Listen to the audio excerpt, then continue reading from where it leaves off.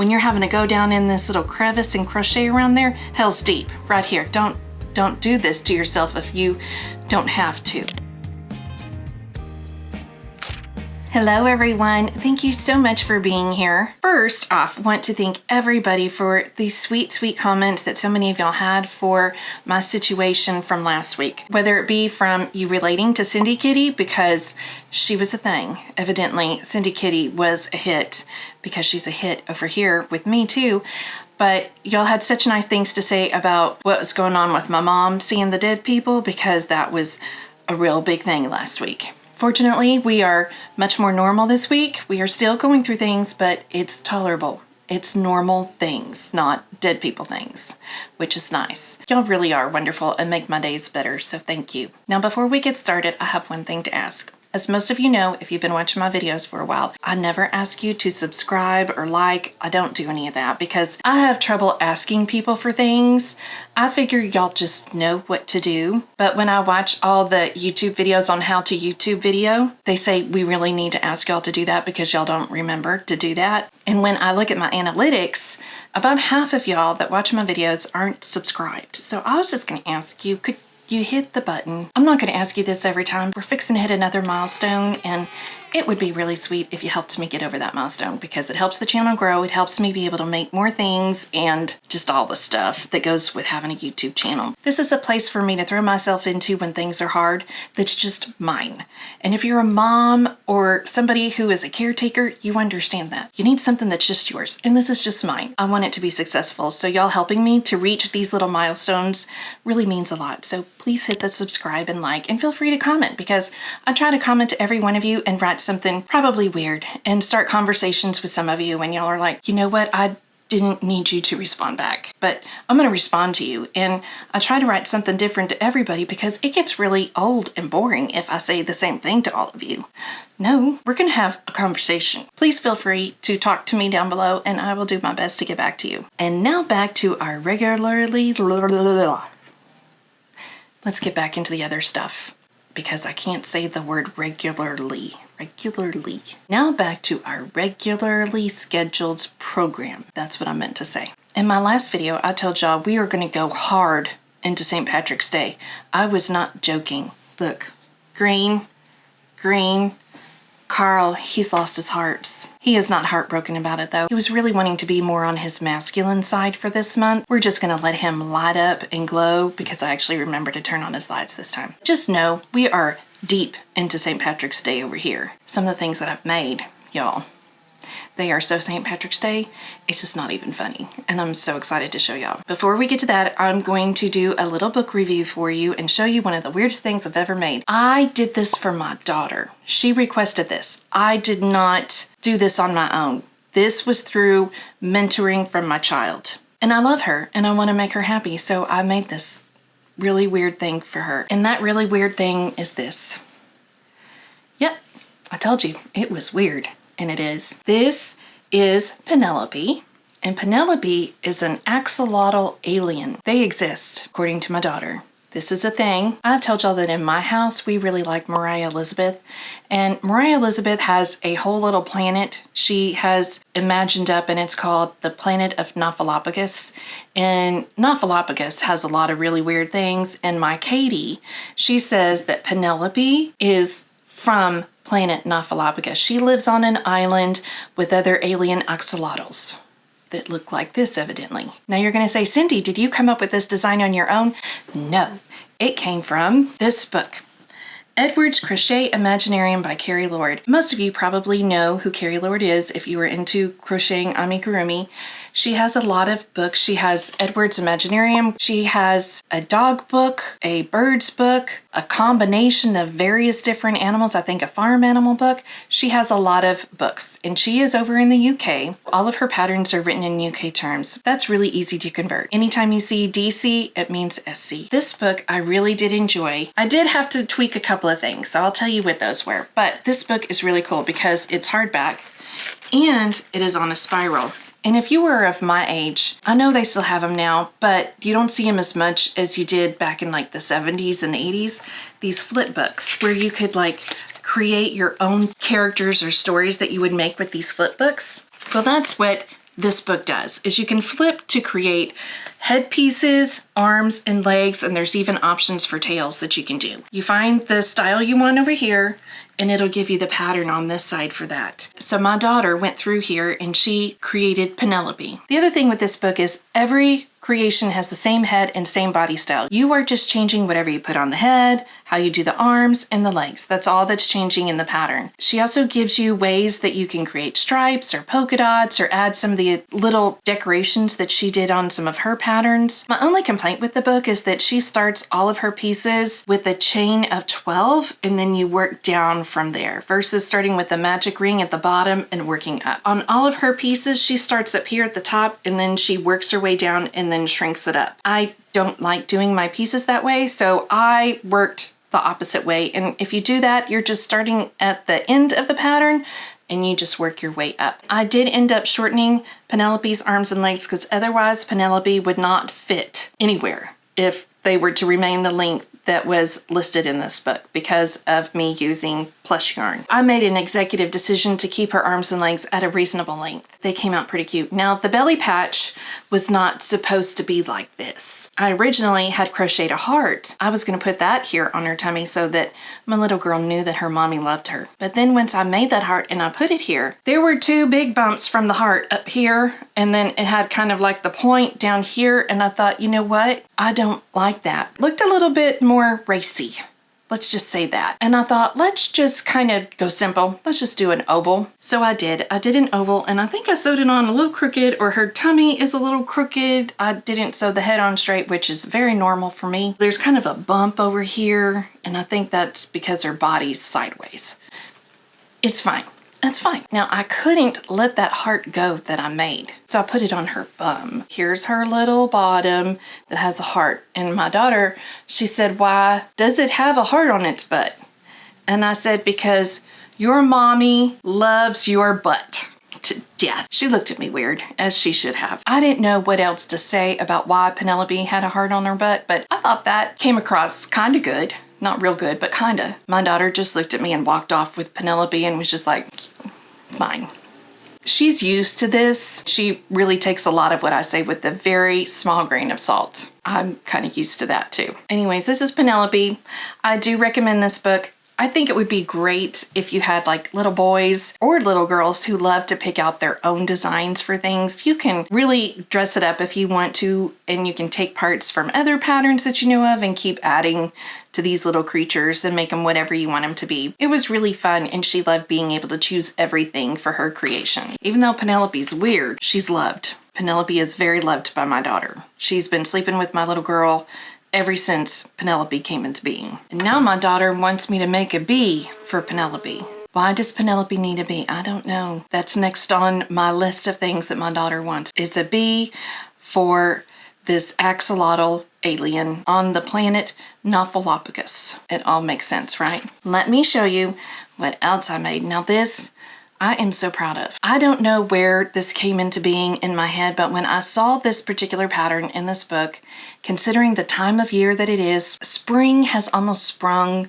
and I'm thinking of green and St. Patrick's Day-ish things. When I saw this guy, I was like, I know what I can do to him to make him very festive and kind of dark, because I've modeled this little guy after a character in a TV show that's a little broken, a little bit of a broken individual, but it's a good show. A little bloody, but good show. Here is my guy. Isn't he cute? This is Seamus the squirrel. And he is from Pica Pau 3. So now I have completed 4 of my patterns. Out of that book, I only have 16 to go. But Seamus, oh, is he not a heart stopper? He has got little red freckles. He's got his little flat cap on. I looked at the name of this kind of hat. And then his little rainbow kind of shirt and his Clover and beer. I should have maybe made it Guinness, but I thought, you know, at least this way everybody knows what's in the cup. If I made it Guinness, they would think he was drinking a soda or something, and it's not. He's just drinking regular old beer. He is amazing. And you're gonna say, now what TV show are you talking about that he is from? He is from Peaky Blinders. He is Cillian Murphy, that guy who plays Tommy Shelby in the TV show, the guy who just played Oppenheimer in the Oppenheimer movie. That guy. This is him as a squirrel. I think it's amazing. Even his little cap up here, you're going to see a little white thing. That's the razor blade that they kept in their hats, because that's why they were called Peaky Blinders, because a little razor blade was peeking out from their hat, and then when they'd get in a fight, they'd headbutt them, and their razor blade would cut their face, their enemy's face. So Seamus is kind of a deadly individual. I'm a little bit worried about him drinking this much beer, because I'm not sure if he's an angry drunk or just, you know, a lover, not a fighter. I'm not sure. The yarn that I used for his body, the brown yarn, this is actually the Skein Tones yarn that I bought from Lion Brand that I added everything up wrong. This is from that. I really enjoyed working with it. I really did like it. Everything else is kind of like my little one-off skeins of my paint box yarn, and I really like Seamus. He's got so much personality. He really does. Since he is in a little gang, he had to have a gang member to be with him, right? Yes, he did. He needs a pal to kind of boss around and be the muscle. Guess who's the muscle? It's this guy. He's a seal, and his name is Neville. Neville Big Bottom, because he's got a big bottom over here. Is he named after Neville Longbottom? Yes. But his name was actually Neville for the pattern. I just added the extra because I am extra. He is the muscle for Seamus. Even though he's smaller, he's mighty. He is a mighty guy, and he's only smaller because he was made with DK yarn. The blue is my Stylecraft DK, and it is very small. And the shirt is my Tony Lipsy Happy Place yarn. It is a DK, but it is a thicker DK. So I actually had to modify the shirt a little bit so that it wasn't too big for Neville. He is from this book, Aquatic Amigurumi, by Natasha Tischenko. Say that 10 times fast. You probably actually know her as Natura Crochet, and if you go into Etsy, you will see some of her amazing patterns. I have spoken about this book before in another one of my crochet book videos, and I said it's a must-have, and it is. If you are a more advanced crocheter, and if you like detailed patterns. If you don't like detailed patterns, don't put yourself through this. It is an amazing book. Very well written. It is published by Meteor Publishing, who does all the Pica Pau books and Irina Lee's books, and it's laid out the same way as all of those, but these are tough patterns. For instance, this guy. Now his body is actually like a bowl. You create a bowl, and then at one point you're going to pinch it together. Part of it's going to become the head, and part of it will become the tail. If you are not familiar in doing something like that, this might be a little too advanced. Don't put yourself through that if this is not something you want to learn to do. Once you've done it a few times, it's not bad, but it can be very confusing. And then you have to make the nose and the schnoz and get the eyes and his little fins. All of these things are separately, and you're sewing them all together. That's part of what makes this a challenge, and you're also doing color changing here on his shirt. So you need to be comfortable with all those things, and everything in this book is like this. Everything has a bunch of steps, and it's a process. So if you are not interested in doing something like that, don't put yourself through it. It's an amazing book though. It's beautiful. I really want to do so many things from that book. I need to set time aside for it because they are tedious, and I need to be ready to focus on that. So right now, while my husband and I are watching The Repair Shop on YouTube, which, have y'all watched that? It used to be on Netflix. Let me give you a backstory. It used to be on Netflix, and there were like 3 seasons, and then they pulled it, and it was only showing in the BBC, so we couldn't watch it over here because of the global restrictions that you're only getting to see things for your part of the world.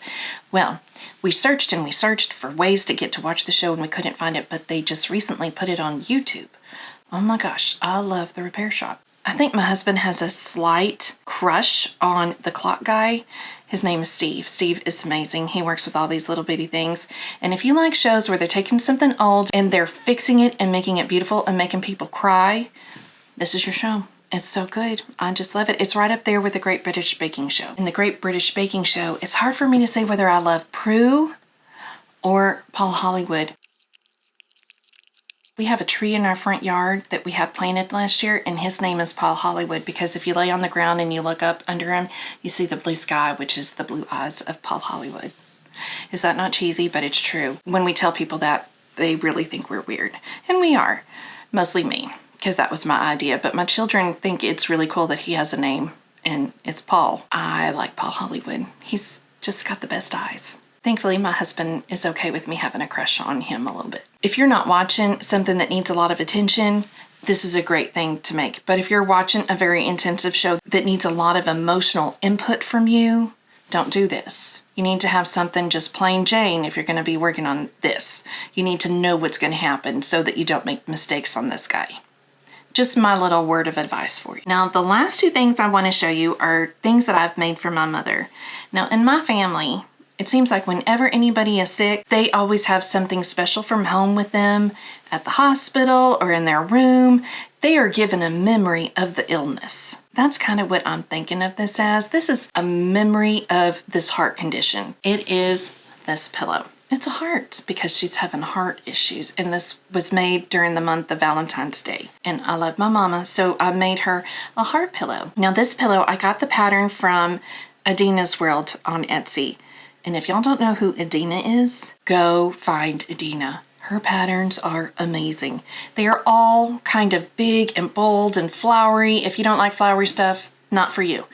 But if you like big, bold, bright colors and lots of just obnoxiousness, this lady, she's amazeballs. I think I'm going to end up making a few more flowers to put on here, but I wanted something kind of tactile for my mom because she likes to feel things, and I think as people get older, they just need stuff to do with their hands. They're just always moving, and so I thought this would be something she could touch and feel. The flowers are all different kinds of yarns. These are all scrap yarns. The pattern that Adinda provides you gives you the pattern for all of these things, and they're really good. She not only gives you the written pattern, but also a graph if you like to read the graph. The blue part of the heart is my Happy Place yarn from Tony at Hobby Yarns, and then the polka dots and the edging is on my Metallico yarn from Hobby Yarns. And I loved doing this. The only part about this thing that I don't like, I think if I were to make this again, I want to do, she has a circle pillow. That's the one I want to do. I don't want to do anything where you have to go down in this hole right here. This is where they need to throw the ring from Lord of the Rings. Was it Hell's Deep? There. That's this. When you're having to go down in this little crevice and crochet around there, Hell's Deep, right here. Don't do this to yourself if you don't have to. Go in a circle. Just go in an easy circle. Don't go in there. I'm just giving you a heads up. This part was miserable. I had to take breaks because I was cussing and my hands were hurting. It's just hard. That was a hard, don't. Let me just save you the time. Get a circle or a square. Just trust me on this. Okay? I think my mother will love this. It was fun to make, and I think it'll be a fun memory when we look back on this time of her heart just throwing us all kinds of loops with dead people. You know, I think this will be special. Now, another thing I made my mother was a bowl koozie. Something else with older people that I've noticed with my mother as she is aging, and the same thing with my stepdad when he was getting older, is their hands are just really sensitive to temperatures. And so when I heat up things in the microwave for her and she's holding them, the bowls usually burn her hands. And so I had already made her one bowl koozie, and she loves that thing. We use it all the time, but we're having to wash it all the time. I need a backup. And I made her this as a backup. And these are super easy. There's a ton of free patterns for a bowl koozie. There's also some really cute paid ones where you can make it look like a chicken or a frog. There's those as well. I just made this up. Basically, you're just making a circle on the bottom for however wide your bowl is, and then you start to build up your sides for however tall you want it to be. Do know it will shrink when you wash it, and you should use a natural fiber like cotton or bamboo when you make this, because those you can wash easily without it doing anything bad or coming apart or anything like that. And this is my Dishy yarn from We Crochet, and I just love this stuff. This is just my own little creation. I made a little lip of ruffles here around the edge so she had something to kind of hold on to. I did slip stitch here on the inside so that when I do wash it, it'll kind of get tight and it'll hold on to a bowl a little bit better that way, because we use the same kind of bowls all the time, so I kind of knew what size it needed to be and how the other bowl koozie I had, how it behaved. So I kind of knew what I could do to make this work. For the sides, I did one row of half double crochet, and then the next row I would do the half double herringbone stitch. And then I'd go back to the half double and then the herringbone. I love the half double herringbone stitch. It's so pretty. If you've seen any of the Daisy Farm Crafts blankets, a lot of their blankets, they use the herringbone half double crochet, and it's just such a pretty stitch. I wanted to give it a little bit of texture and a little bit of fancy, so I did that. That was my version of fancy. I'm excited to give this to her so I can now rotate her bowl koozies out a little bit easier and we don't have to wait so long for when one gets dirty. I have a backup. And I think that is everything. Thank y'all so much for being here. Please don't forget to like and subscribe, and I will see you next time here on the Rumi Mill. Bye.